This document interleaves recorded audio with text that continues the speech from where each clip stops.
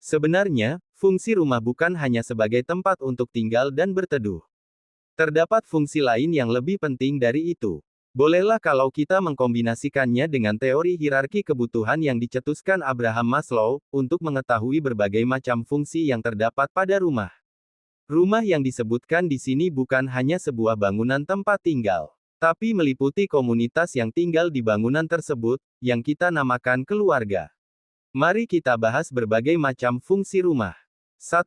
Rumah sebagai kebutuhan pokok manusia. Untuk melindungi diri dari gangguan alam seperti hujan, badai, dan gangguan binatang, manusia zaman dahulu bermukim di gua. Seiring dengan perkembangan akal dan estetika, manusia membangun rumah dengan memahat batu atau membuat rumah panggung yang sederhana. Zaman bergulir dan karena manusia semakin pandai, bangunan rumah bukan hanya berfungsi sebagai tempat tinggal, tapi juga mencerminkan kekayaan, kemewahan dan kemegahan. Tapi semewah dan semegah apapun sebuah rumah, kalau tidak memenuhi fungsi utamanya, yaitu sebagai tempat tinggal, maka tidak layak disebut sebagai rumah yang ideal.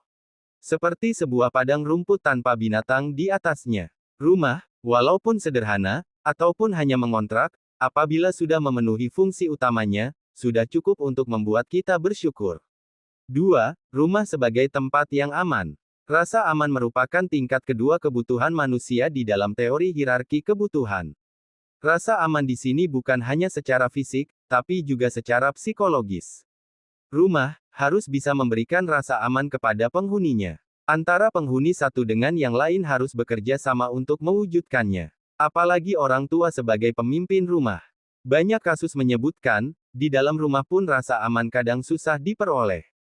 Kasus seperti anak yang diperkosa oleh ayah kandung, ibu yang dibunuh oleh anaknya sendiri banyak kita dengar di berita. Selain itu, kekerasan psikologis, seperti omelan, cacian, hinaan dan intimidasi juga kerap diterima oleh para anggota keluarga. Kalau di rumah saja tidak aman, bagaimana dengan tempat yang lainnya? Rasa aman dapat dicapai dengan keimanan dan ketakwaan. Setelah itu, dengan toleransi, empati dan tenggang rasa. Merasakan sakit apabila ada anggotanya sakit. Saling membantu kalau ada yang kesusahan dan saling melindungi. Kalau sudah seperti itu, rasanya tidak mungkin antara anggota keluarga yang satu dengan anggota keluarga yang lain saling menyakiti. 3. Rumah sebagai tempat mencurahkan kasih sayang. Dr. Frederick Goodwin menduga, telah terjadi erosi besar-besaran terhadap keluarga inti. Berlipat gandanya angka perceraian dan semakin sedikitnya waktu yang disediakan orang tua bagi anak-anak. Dr. Teddy Hidayat PKEJ, seorang psikiater,